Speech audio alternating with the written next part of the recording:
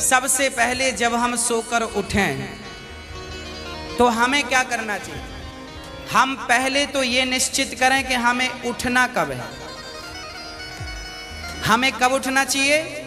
सूर्योदय के पहले।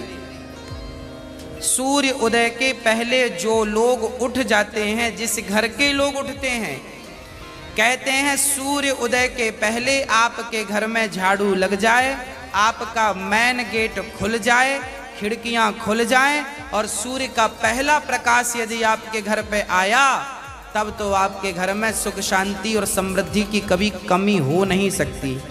जीवन में दुख वो लोग पाते हैं जिनके 7 बज गए, सूर्य भगवान आ गए, अभी तक दरवाजा नहीं खुले, खिड़कियां नहीं खुली, सो रहे हैं, राक्षस राज अभी सो रहे हैं।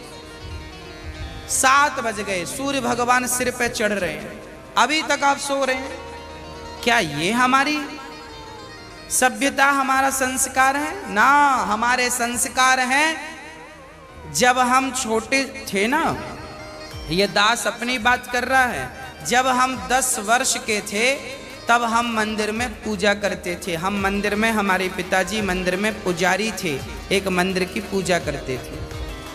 तो हम जब 10 साल के थे तब हम 4 बजे स्नान करके 5 बजे पूजा खत्म करके और 5 से 6 बजे तक में सुंदर कांड का रोज पाठ करते थे, हनुमान चालीसा का रोज पाठ करते थे, रोज पाठ करते थे।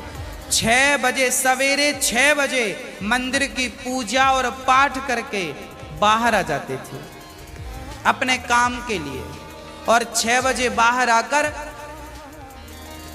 गाय के लिए घास लेने के लिए खेत चले जाते थे। चारा काट करके गाय को खिलाते थे, फिर नाश्ता करते थे, फिर रोटियां, नाश्ते में रोटी और अचार खाते थे। हाँ, कभी गुड़ भी खा लेते थे रोटी के संग। ये दिनचर्या थी। पहला काम हमारा भगवान को धन्यवाद देना होना चाहिए, गौ सेवा होनी चाहिए। ये हमारे संस्कार, हमारा रक्त, हमारे रक्त में है ये। बिना पूजा किए अच्छा ही नहीं लगता। तो क्या करो? सूर्य उदय के पहले, सूर्य भगवान कब उदय हो रहे हैं? लगभग आप 5:30 बजे बिस्तर त्याग दो। बिस्तर त्यागने के पीछे भी कारण कैसा है, कैसे त्यागना है? डायरेक्ट उठ के चलना नहीं है। सबसे पहले जैसे ही आपकी आंख खुले, आंख खोलते ही राम नाम ते ही सुमिरन कीन्हा, हृदय हरस कपि सज्जन चीन्हा, यही सन हठ करी हूं पहचानी, साधु ते हो ही न कारज हानि। हनुमान जी जब लंका में गए और विभीषण की कुटिया पर गए तो विभीषण सवेरे 4 बजे जागे और जागते ही उन्होंने क्या बोला? राम। अर्थात आप जब जागें तो जागते ही राधे कृष्ण, सीताराम, श्रीमन नारायण, भगवान का नाम हरे कृष्ण कृष्ण कृष्ण हरे जपें। भगवान का नाम लेते हुए बिस्तर से उठें, उठकर बैठ जाएं। बिस्तर पर सीधे पड़े थे, उठ के बैठ गए। बैठकर क्या करना है? भगवान का नाम, हे प्रभु आज का दिन आपने दिया उसका धन्यवाद। फिर दोनों हाथ का ऐसे मंथन करना चाहिए, और जब हाथ गर्म हो जाए तो फिर हमें हथेली को ऐसे खोलना चाहिए। खोलने के बाद हमें एक मंत्र पढ़ना चाहिए। मंत्र याद ना हो तो आप ऐसा करो, कराग्रे वसते लक्ष्मी, कर मध्य सरस्वती, कर मूले तु गोविंदा, प्रभाते कर दर्शनम।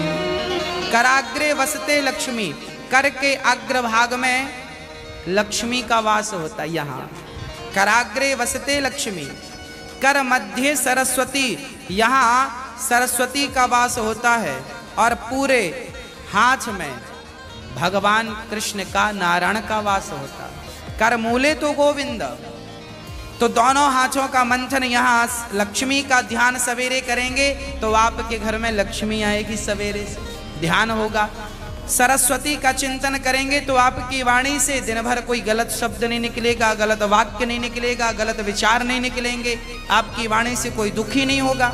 और गोविंद का ध्यान करेंगे, मेरे नारायण मेरे कृष्ण का ध्यान करेंगे, तो आपको सब कुछ मिलेगा। तो पहले दोनों हाथों का मंथन करके दर्शन करें, फिर दोनों हाथों का मंथन करके जब हाथ गर्म हो जाए तो अपने चेहरे पर लगाएं, अपने नेत्रों पे वो हाथ लगाएं। और उसके बाद सबसे पहले उठकर आप अपने बच्चों को ये चीजें समझाएं। सबसे पहले उठकर आप पृथ्वी माता को प्रणाम करें। पृथ्वी माता को, हे पृथ्वी माता, आपका धन्यवाद, आपने हमें एक अवसर दिया है। आपके ऊपर हम कितना पाप करते हैं, हाँ, मलमूत्र जैसी गंदगी त्यागने के लिए हम मजबूर हैं। माँ हमें क्षमा करना, पृथ्वी माँ को प्रणाम करना चाहिए। उसके बाद आप अपना पांव बिस्तर के नीचे रखें, हाँ, उसके बाद बिस्तर के नीचे पांव रखें। और सबसे पहले सवेरे बढ़िया सा पानी पेट भर के पीना चाहिए। मैं थोड़ा स्वास्थ्य की बात भी आपके लिए कर दूं। बच्चों को तो जानकर रात के तांबे का बर्तन जानते हैं, कॉपर, तांबे के लोटे में धुलकर पानी भर दो, उसे ढक दो, और वही तांबे के बर्तन में जो रात भर से पानी पड़ा था, उस पानी को सवेरे बच्चों को पिलाओ। वो तांबे के पात्र का जब पानी बच्चे पिएंगे तो वो बच्चों की बुद्धि प्रखर होगी, बच्चे प्रखर बुद्धि वाले होंगे। यदि आपके घर में चांदी का सिक्का है तो आप लोटे पर चांदी का सिक्का भी डाल सकते हैं, नहीं है तो कोई बात नहीं। चांदी का सिक्का जब लोटे पे डालेंगे और उसमें पानी भरेंगे, पानी का स्पर्श चांदी और तांबे से जब होता है तो पानी शुद्ध हो जाता है, पानी के दोष समाप्त हो जाते हैं और पानी की शक्ति बढ़ जाती है। अरे फिल्टर करने वाली मशीनें जो आपने घर में लगवा रखी हैं, आरओ, ये क्या करते हैं? ये पानी वेग से जाता है, टकराता है, टकराने से पानी की शक्ति घटती और बढ़ती है। सबसे ज्यादा शक्तिशाली पानी कौन सा? झरने का पानी। गंगा का पानी शक्तिशाली क्यों है? क्योंकि वो हजारों किलोमीटर की यात्रा करता है, पानी पत्थर से टकराता है, उसकी शक्ति बढ़ जाती है। तो चांदी और कॉपर की जब पानी स्पर्श करता है तो उसकी शक्ति बढ़ जाती है। वो पानी आप अपने बच्चों को पिलाएं, आप पिएं। 1 लीटर पानी सुबह बच्चों को पिलाएं उठकर। और बच्चों को जब पानी पिलाएंगे, पेट में पानी जाएगा तो पेट की सारी गंदगी साफ होगी, आप अपनी क्रियाओं से निवृत्त हों। और उसके बाद आप स्वच्छ कपड़े पहने और सबसे पहले हिंदू परंपरा के अनुसार 1 लोटे में जल भरें, तांबे के लोटे में, और सबसे पहले बच्चों के हाथ से 1 लोटा जल सूर्य भगवान को चढ़वाएं। जिसकी बुद्धि बिल्कुल शून्य है, जिन बच्चों की बुद्धि कम है या शून्य है, ऐसे बच्चे यदि जल चढ़ाएं तो उनकी बुद्धि प्रखर हो जाती है सूर्य नारायण की कृपा से। आप सभी बच्चों को, हम सब हिंदुओं को, चाहे वो स्त्री हो या पुरुष हो, बालक हो या बालिका हो, सबको सूर्य भगवान को जल चढ़ाना चाहिए। कैसे चढ़ाएं? ओम सूर्याय नमः, आदित्याय नमः, भौमाय नमः, खगाय नमः, भास्कराय नमः। सूर्य भगवान के 12 नाम आप ले लीजिए और जल चढ़ाइए, सूर्य भगवान को प्रणाम कीजिए। खड़े खड़े 7 बार घूम जाइए, प्रदक्षिणा कीजिए। सूर्य भगवान की 7 परिक्रमा होती हैं, 7 प्रदक्षिणा कीजिए सूर्य भगवान की। और उसके बाद यदि आप पति पत्नी में कोई खटापटी चल रही है, झगड़ा चल रहा है, तो आप भी जल चढ़ाएं सूर्य भगवान को, पर उसमें आप थोड़ा सा गुड़ डाल लें, गुड़, मीठा पानी। जब मीठा जल चढ़ाएंगे सूर्य भगवान को तो आपके रिश्तों में मिठास बनी रहेगी। और मैं आपको बता दूं कि आप अपने बच्चों को जो जल चढ़वाएं वो सादा जल ना चढ़वाएं, उसमें थोड़ी कुमकुम डाल लो, रोली लाल कर लो पानी को, लाल पानी सूर्य भगवान को चढ़ाओ। रंगीन पानी सूर्य भगवान को, या चंदन घिस के डाल लो, एक केसर का पत्ता डाल लो। ऐसा रंगीन पानी जब सूर्य भगवान को चढ़ाएंगे तो आपके जीवन में भी नाना प्रकार के भक्ति के रंग, प्रेम के रंग, ज्ञान के रंग चढ़ेंगे। हाँ, तो सूर्य भगवान को प्रणाम करो। उसके बाद आप अपने घर से जो आपके मंदिर हैं घर पे, ठाकुर जी को बढ़िया पूजन करो। एक थाली साफ करो, थाली में बढ़िया सा एक स्टार बनाओ, चंदन का स्टार बनाओ, चंदन से स्टार बनाओ। उस स्टार, चंदन से स्टार बनाकर बीच में ओम ओम लिखना चाहिए। और फिर जो खंड बचेंगे ना, स्टार बनाएंगे तो बीच में ओम लिखेंगे। आजू बाजू जो खंड बचेंगे उनमें आपको लिखना है, या तो आप लिखें श्री राधा कृष्णाभ्याम नमः, या तो आप लिखें श्रीमन नारायण, है ना। आपके जो भी इष्ट हैं उनका नाम लिखें। श्री राधा, एक खंड में लिखें श्री, फिर एक में रा, फिर धा, फिर राधा हो गया, फिर श्री कृष्णाभ्याम नमः ऐसा लिखें। श्री सीतारामाभ्याम नमः भी लिख सकते हैं। ऐसा लिख के फिर लड्डू गोपाल जी को उस पर बिठाओ। ठाकुर जी आपके घर पे होंगे ना लड्डू गोपाल जी, आपने जब वो स्टार पर ये सब बना लिया तो वो यंत्र बन जाता है। उस यंत्र को जल डालकर पहले प्रणाम कीजिए, जल डाल के प्रणाम करके फिर उसे आप प्रेम से प्रणाम कीजिए, और प्रणाम करके फिर ठाकुर जी को बिठाइए। ऐसे देखिए टीवी पे दिख रहा है, ऐसे आपको बनाना है, ऐसे आपको बना के ओम, फिर उसमें तुलसी का पत्ता चढ़ाइए लिख करके सब में, और फिर उसको प्रणाम कीजिए, जल चढ़ाइए, तुलसी चढ़ाइए। ये एक यंत्र बन गया, और इसे प्रणाम कीजिए। फिर इसके ऊपर ठाकुर जी को बिठाइए, गोविंद को बिठाइए, बिहारी जी को बिठाइए, और बिठाकर फिर उन्हें स्नान कराइए, प्रेम से स्नान कराइए। कैसे स्नान कराएं? ऐसे स्नान कराएं, और बोलते रहिए श्रीमन नारायण नारायण नारायण। कुछ नहीं आए तो नारायण नारायण कीर्तन करते, श्रीमन नारायण नारायण। ऐसे जल चढ़ाओ। जल चढ़ाने के बाद भगवान को अपनी गोद पर बिठाओ। अपनी गोद पर बिठाकर बड़े प्रेम से उन्हें बढ़िया कपड़े से पोंछो, साफ करो। बच्चे को भी आप नहला के पोंछते हैं, बच्चे को बढ़िया पोंछिए, उन्हें साफ करिए।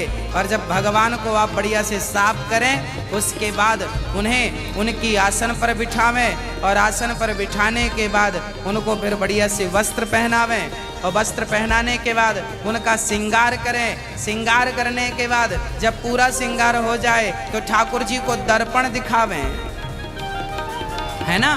फिर भगवान जी को दर्पण, आप लोग भी दर्पण देखते हैं कि नहीं?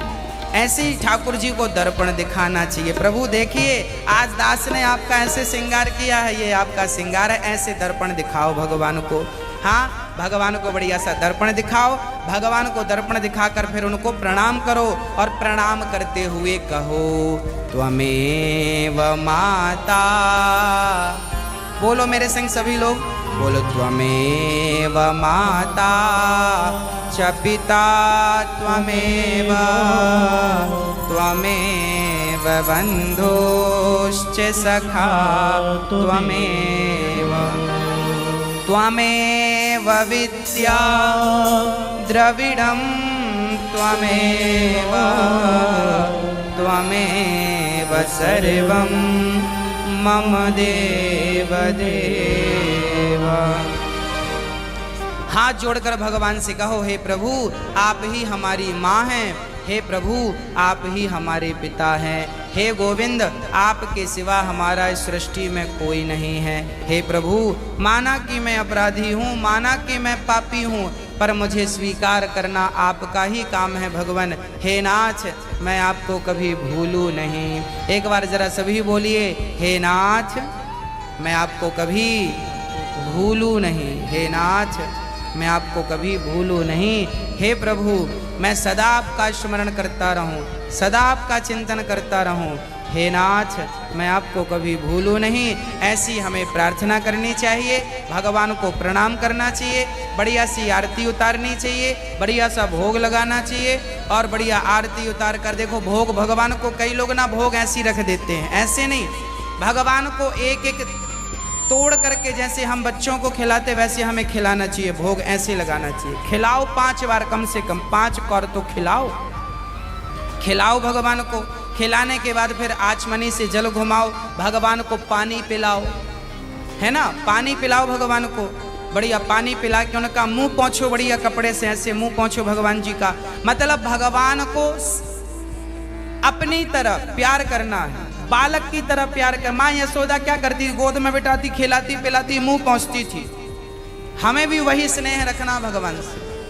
भगवान प्रेम की तो भूखे हैं। वो वस्तुओं के सोना चांदी जिनके पांव लक्ष्मी दबा रही हैं, उन्हें हम क्या पैसा देंगे, उन्हें हम क्या सोना चांदी देंगे। भगवान प्रेम चाहते हैं, सोना चांदी नहीं चाहते।